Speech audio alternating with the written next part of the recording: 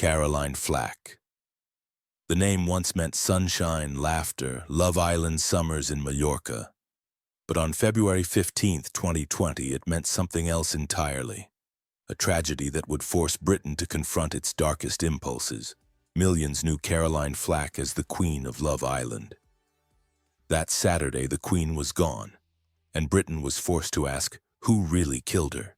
The silence in the East London flat was unbearable. February 15th, 2020.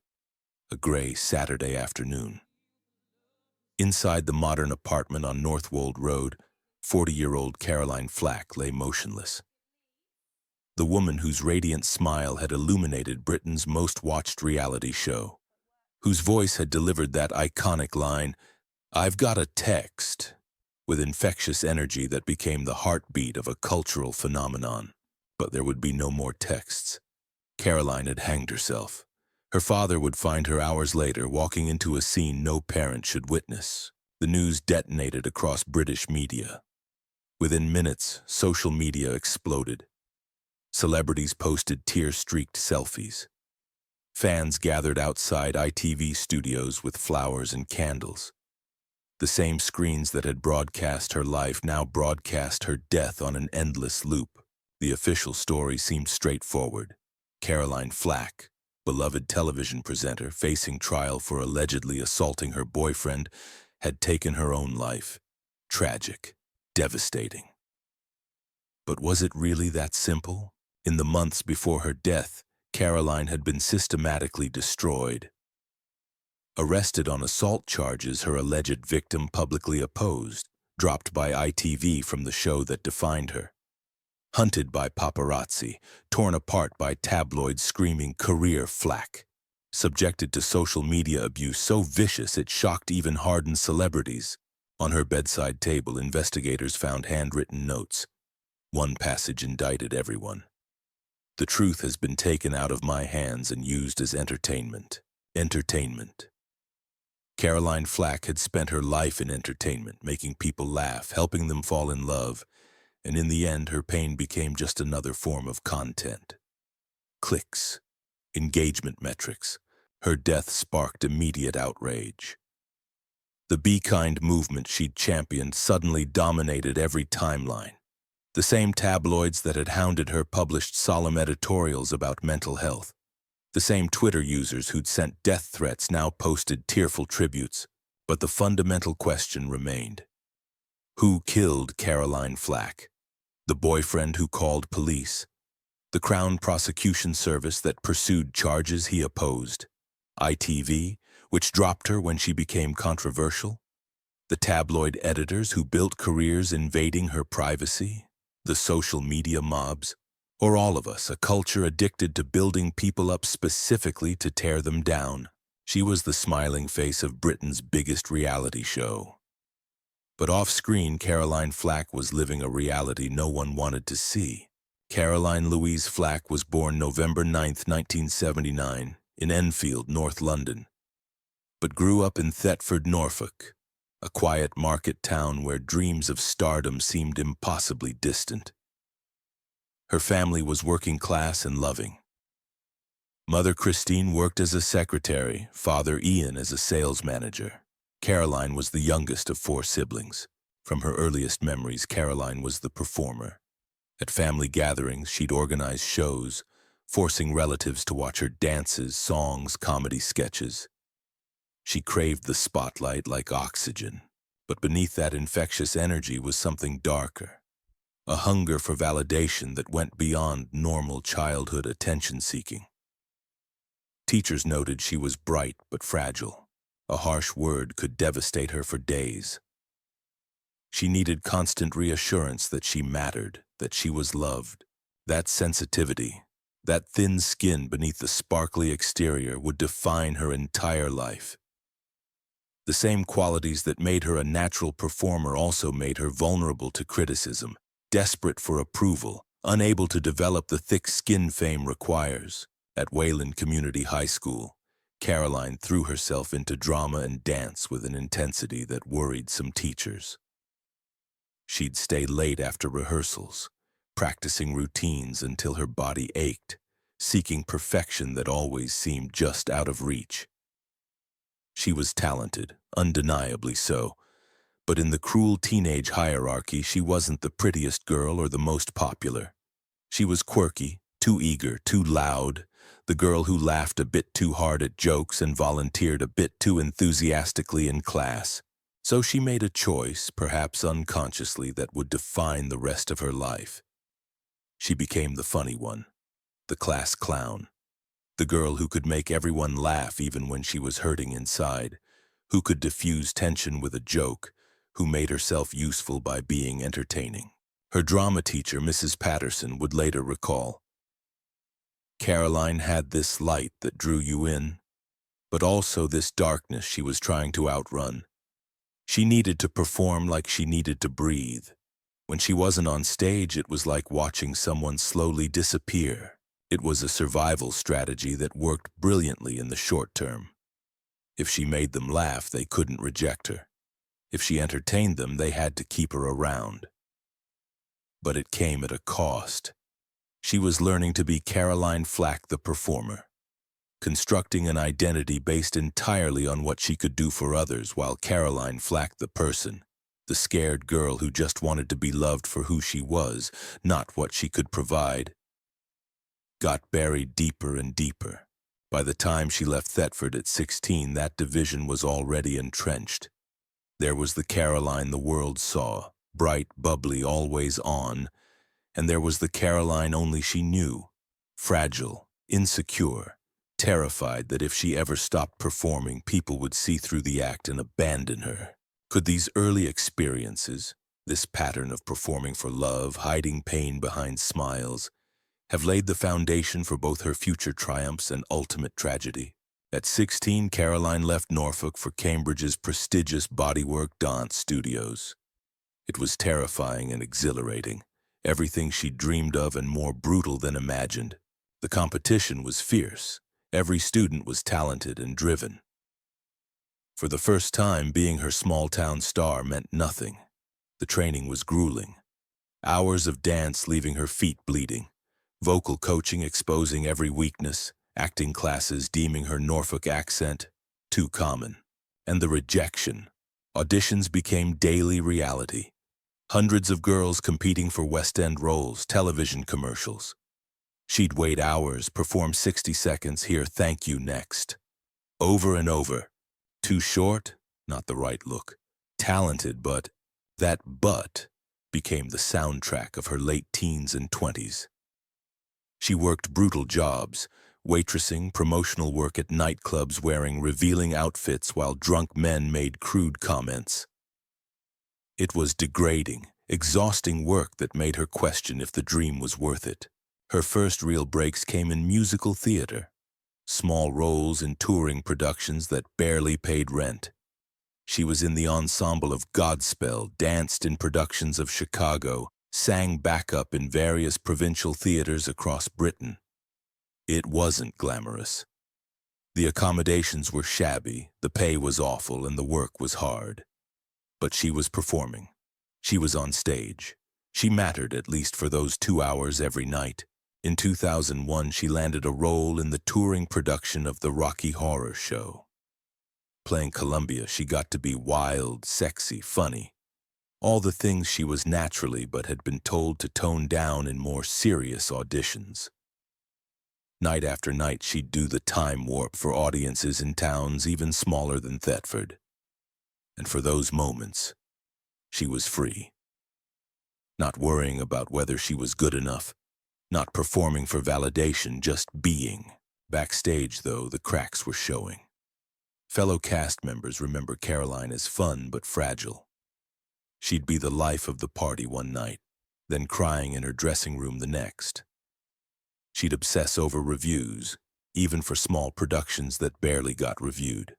A single negative comment could send her spiraling for days. She'd ask us constantly if she was good enough, one castmate recalled years later. We'd tell her she was brilliant, and she'd smile and say thank you, but you could see she didn't believe it. Like there was this voice in her head that was louder than all of us combined, telling her she was a fraud, a But musical theater has a short shelf life for most performers. By her mid-20s, Caroline was aging out of ensemble roles but hadn't broken through to leading parts. The dream was starting to feel like delusion. Friends from Norfolk were getting married, having babies, building stable lives with pensions and mortgages and Sunday roasts. Caroline was still sleeping on friends' couches between gigs, still auditioning constantly, still chasing something that seemed perpetually out of reach. The self-doubt became a constant companion. At 27, 28, she'd lie awake at night wondering if this was it. If she'd spend the rest of her life as a struggling performer, always one failed audition away from having to admit defeat and move back home. The thought terrified her, not because there was anything wrong with Norfolk, but because going back would mean admitting she'd failed. That all the sacrifice, all the rejection, all the years of barely scraping by had been for nothing. Then came television. In 2002, she landed a gig on Beau Selecta, Lee Francis's surreal comedy show. Not glamorous, often humiliated for laughs, but it was national television. More work followed, always on the margins. Music channels, comedy shows, panel programs where she was often the butt of jokes about ditzy, attractive women. By her late 20s, Caroline worked regularly enough to pay rent, but she wasn't famous. Wasn't a star. The doubt was corrosive. Was she good enough? Too old now, pushing 30? Had she wasted her 20s chasing an impossible dream? Her mental health began cracking. She developed patterns that would haunt her.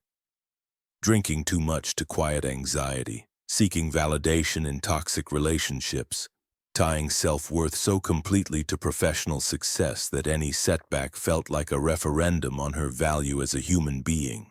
Was the success she would later achieve truly worth all the pain she endured during these hungry years?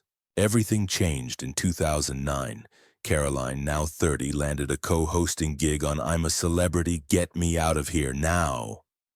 It wasn't prime time, but it was ITV, real visibility. Producers noticed. Viewers noticed. In 2011, she was chosen to co-host The Extra Factor alongside Ollie Murs. This was the big leagues. Caroline and Ollie had instant chemistry, cheeky, playful, genuinely having fun. The cameras loved Caroline's energy, her infectious laugh. For the first time, Caroline Flack was famous. Properly famous. Recognized in supermarkets. Photographed by paparazzi. Magazine covers. Suddenly, her social life became tabloid fodder. It was intoxicating and terrifying. Then in 2011, something happened that would haunt her for years. She began a relationship with Harry Styles. He was 17, just breaking through with One Direction. She was 31. The 14-year age gap sparked immediate controversy. The tabloids had a field day. Cougar Caroline. One Direction's older woman. The relationship, brief and never officially confirmed, became a stain she couldn't wash off. The coverage was brutal, with slut-shaming that would never have targeted an older man dating a younger woman. Years later, Caroline would write about the cruelty of that media treatment, how it made her feel predatory and shameful. The relationship ended, but the damage lingered. She would always be that older woman who dated Harry Styles, but Caroline pushed forward. In 2014, she took on Strictly Come Dancing. Week after week, she danced with Pasha Kovalev, improving, shining, revealing depths nobody had suspected. Then, miraculously, she won. Caroline Flack stood on that Strictly stage holding the glitter ball trophy, tears streaming down her face. It should have been pure triumph. But even in victory, there were whispers. The win was controversial. Other contestants deserved it more. Caroline, always sensitive to criticism, heard those whispers louder than applause. Still, the Strictly win elevated her profile. And in 2015, ITV offered her the role that would define her life, host of Love Island.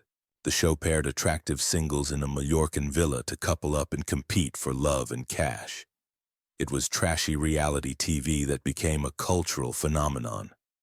By 2017, it was Britain's most talked about show, dominating social media, launching careers, and Caroline was its public face. In stunning gowns, she delivered dramatic news, recouplings, eliminations, twists. "I've got a text" became iconic. She was perfect, warm enough to comfort heartbroken contestants, cool enough to deliver savage moments, relatable without being above it. Love Island made Caroline rich, over 1 million per season. She could afford a beautiful London flat in trendy Islington, designer clothes that graced red carpets, luxury holidays to destinations she'd once only dreamed of visiting. For someone who'd struggled financially for years, who'd counted pennies to afford the tube fare to auditions, who'd eaten pasta for weeks on end because it was all she could afford, the money was validating proof she'd finally made it. She'd send money to her family, generous gifts that said, "Look, I did it, it wasn't all for nothing." She'd treat friends to expensive dinners, buy rounds at bars, always picking up the tab because generosity was another way of proving her worth, of making people need her around. But money, Caroline was discovering, couldn't buy the thing she wanted most: peace of mind. It couldn't silence the voice that whispered she was a fraud. It couldn't fill the emptiness that gaped wider despite the success. It couldn't make her feel whole. Behind all that glamour, behind the bikinis and the champagne and the Instagram-perfect life, was there an unbearable loneliness that nobody saw? Friends who knew her well would say absolutely yes, because Caroline had achieved everything she thought would make her happy. Fame, wealth, recognition, millions of adoring fans, and she was still drowning. The irony was inescapable. Caroline hosted Love Island, guiding beautiful people toward happy endings, while her own love life was a disaster. Intense, volatile relationships that inevitably ended in heartbreak and tabloid headlines. There was Andrew Brady, a reality star from The Apprentice. They met in 2018, instant infatuation, engaged within months, then split acrimoniously just months after. Because both were public figures, the breakup played out in tabloids and social media. Caroline, who'd hoped for her fairy tale ending, was humiliated again. It was a pattern repeated throughout her adult life. She fell hard, fast, completely. She idealized partners, saw them as salvation, pinned all happiness on the relationship working. When it didn't, she was devastated. Friends saw this pattern and worried. She couldn't be alone. The moment one relationship ended, she'd desperately seek the next. She'd say, "I'm not whole without a partner," which broke their hearts because Caroline was so much more. Talented, successful, loved by millions. But she couldn't see it. The pressure of Love Island was immense. 6 weeks in Mallorca each summer, 14-hour days in scorching heat. The show's success meant every moment was scrutinized, and Caroline read it all, every tweet, every tabloid article, every comment. It was self-harm, scrolling through endless takes on herself. Friends begged her to stop, but she couldn't.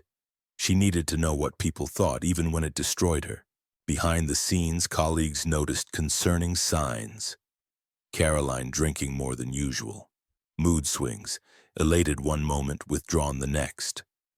Paranoia about being replaced.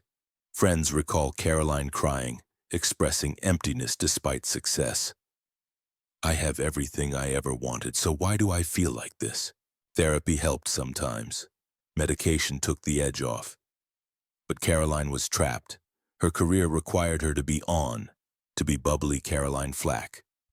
There was no space for the sad, scared woman underneath. So she performed every day, even while falling apart inside. The 2019 summer season was Caroline's 5th hosting Love Island, the show's biggest season yet.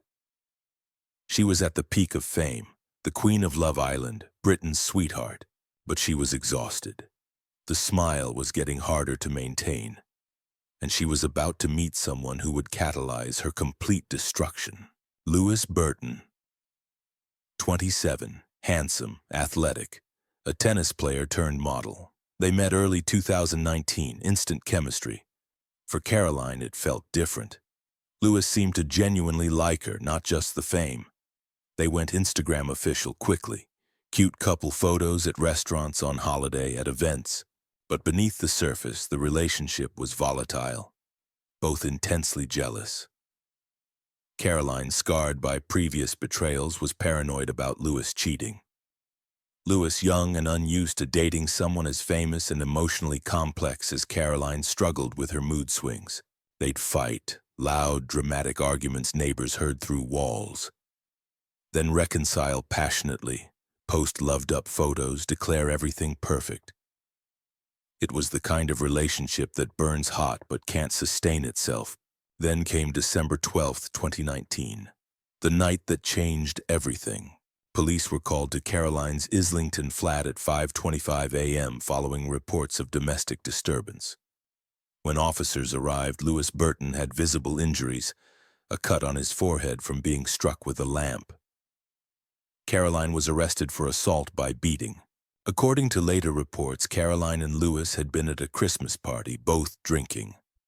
Home, Caroline went through Lewis's phone, found messages suggesting infidelity. What happened next is disputed. Caroline's version, a heated argument, throwing things in anger, Lewis accidentally struck. Lewis's version, initially Caroline hit him with a lamp. But crucially, he called 999 because Caroline was threatening self-harm, worried about her safety, not his own.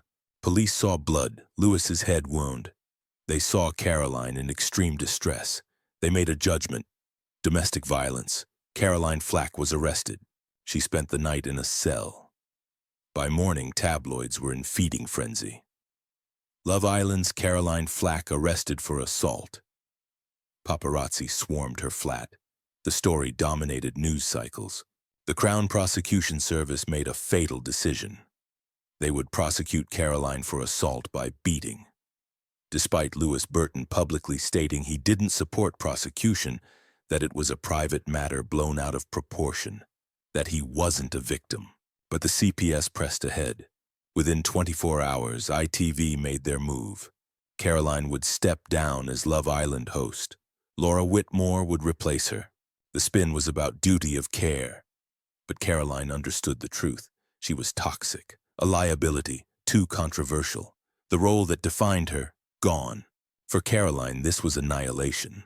Love Island wasn't just a job, it was who she was. Without it, who was she? Did this tragic event mark her downfall?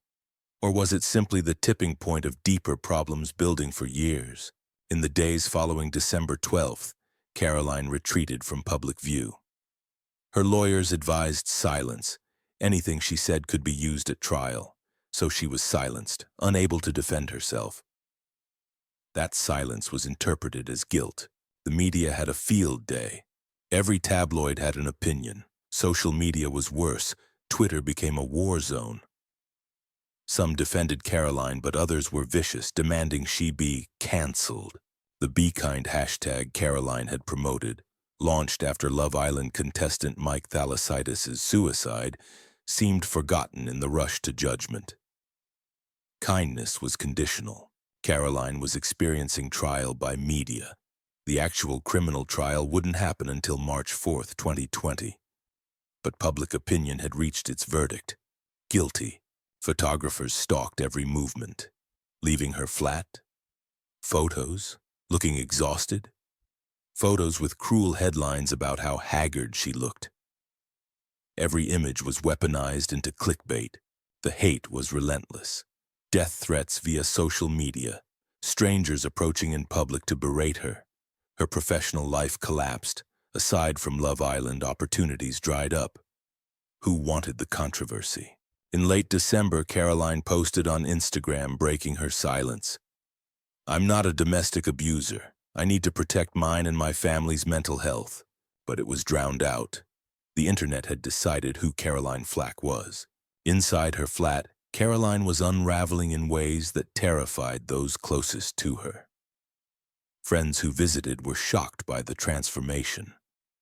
The vivacious woman they knew, always ready with a joke, always the first on the dance floor, always lighting up every room she entered, was gone. replaced by someone hollow, haunted, barely holding on.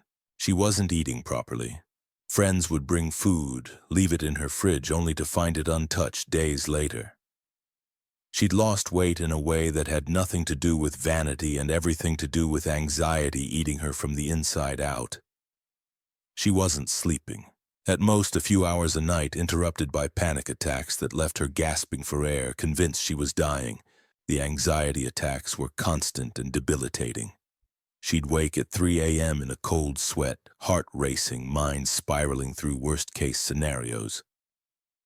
The trial, the verdict, the headlines, the public humiliation, prison maybe, her career destroyed, her family ashamed. The thoughts would loop endlessly, each cycle making the panic worse. She'd scroll through articles and tweets compulsively, torturing herself with the hatred, physically unable to look away. It was digital self-harm, friends would later say.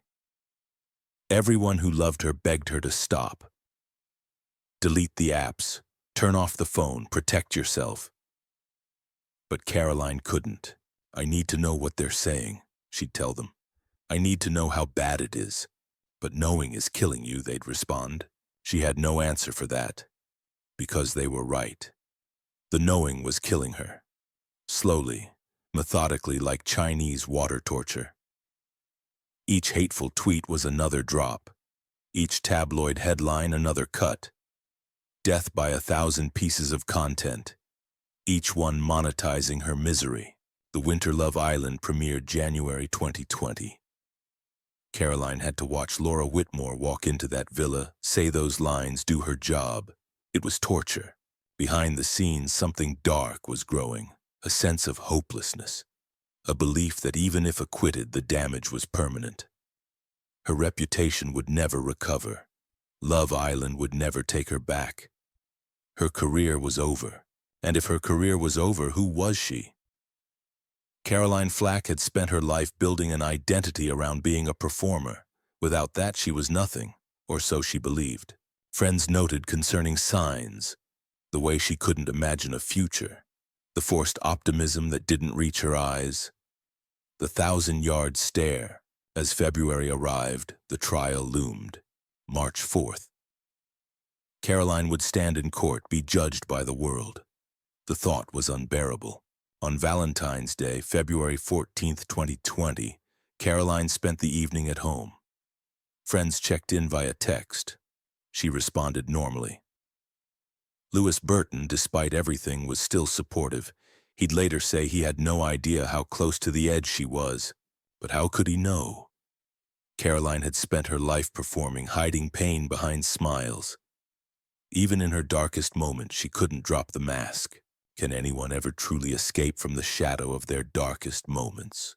On February 15th, 2020, Ian Flack went to check on his daughter. He'd called that morning, gotten no answer. Using a spare key, he entered the quiet flat and found Caroline, hanging dead, 40 years old. The news exploded across Britain. Social media erupted, but this time differently. Shock, grief, horror, and dawning realization of collective guilt. Celebrities posted tearful tributes. Former contestants shared stories of her kindness. Regular people expressed devastation, and many expressed guilt for tweets sent, judgments made, pile-ons participated in. Suddenly, the return be kind was everywhere. Suddenly, everyone cared about mental health. Suddenly, the tabloids that had hounded her published solemn editorials about compassion. The hypocrisy was staggering, obscene. Caroline's family released a statement including an excerpt from an unpublished Instagram post. The truth has been taken out of my hands and used as entertainment. I have always taken responsibility for what happened that night, even on the night. But the truth is, it was an accident. I've been having some sort of emotional breakdown for a very long time. But I am not a domestic abuser, the note continued. I'm so sorry to my family for what I have brought upon them. I can't spend every day hidden away being told not to say or speak to anyone. I'm so sorry. I'm not strong enough. Reading those words, understanding Caroline died believing she was weak, Believing she'd failed everyone, believing the world saw her as an abuser is almost unbearable. The coroner ruled Caroline died by suicide while experiencing fluctuating mental health and distress. The assault charge was discontinued. Lewis Burton spoke publicly. "My heart is broken. We had something so special. I am so lost for words. I am so sorry I couldn't protect you." But who should have protected Caroline, and from what? ITV faced sustained criticism. Why had they dropped Caroline when she needed support most? Kevin Ligo released a statement expressing devastation and committing to better mental health support. But words felt inadequate.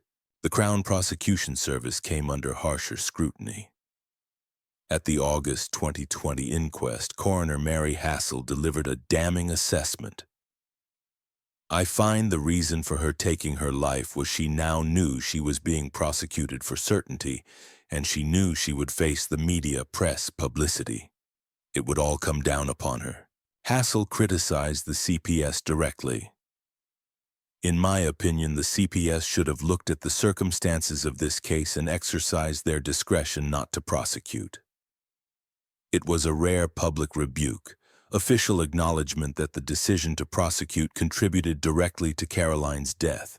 The tabloid press faced a reckoning they'd avoided for decades. These publications, The Sun, Daily Mail, Mirror, and others, had built entire business models on invading privacy, on turning human misery into revenue, on feeding a public appetite for scandal that they themselves had cultivated and nurtured. For years, they'd followed Caroline relentlessly. They'd photographed her leaving the gym without makeup, then published the photos with cruel commentary about her appearance. They'd tracked her movements, ambushed her outside restaurants, shouted questions designed to provoke a reaction they could then characterize as unhinged or unstable. They'd paid sources close to her for gossip, turned her relationships into serialized drama, created narratives that served their bottom line regardless of the human cost. The December 12th arrest was their Super Bowl.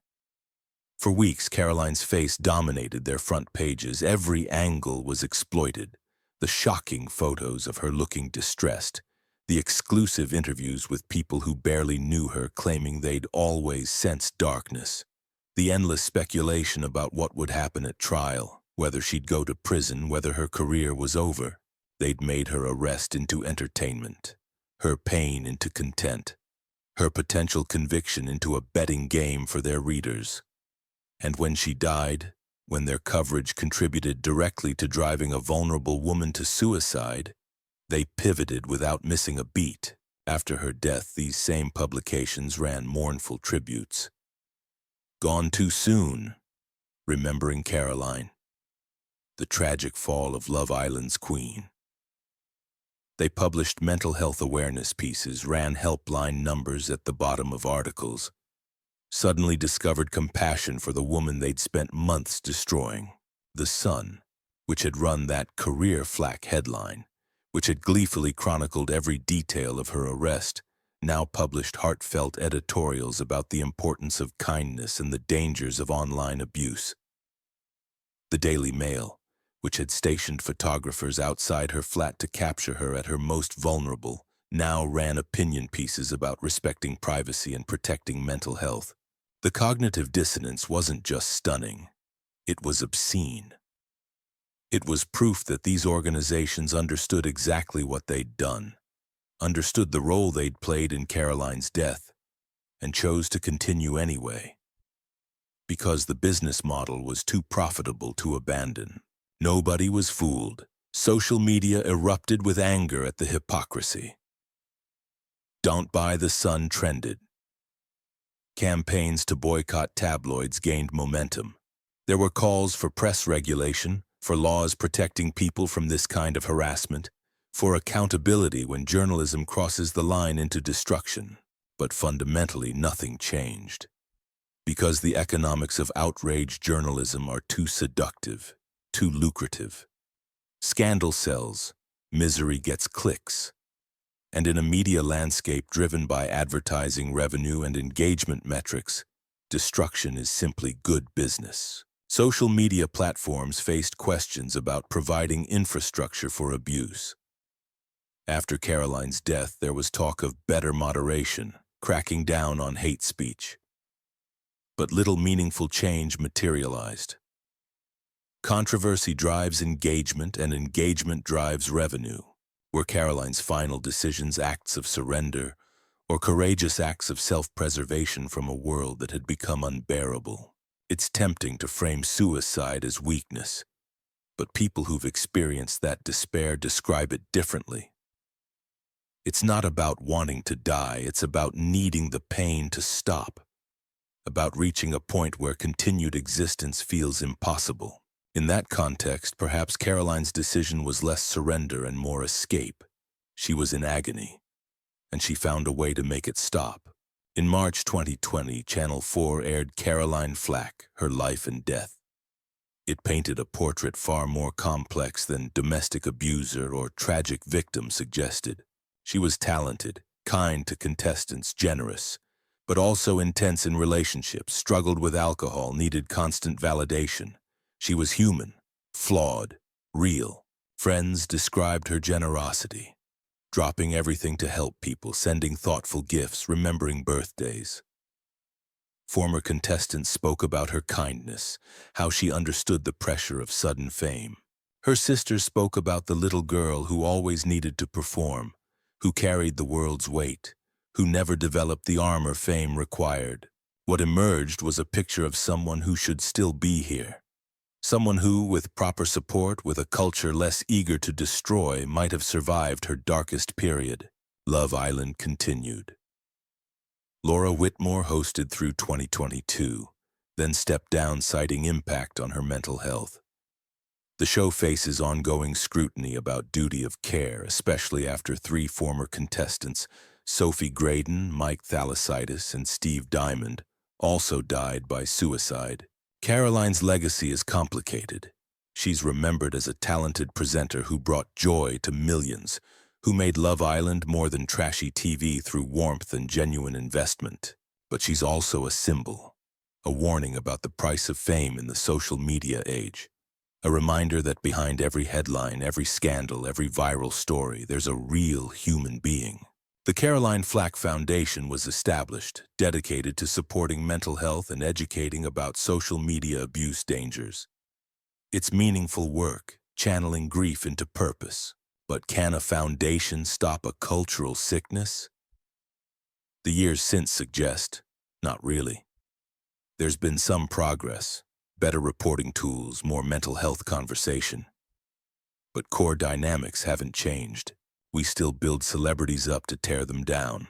We still treat famous people as fair game for cruelty.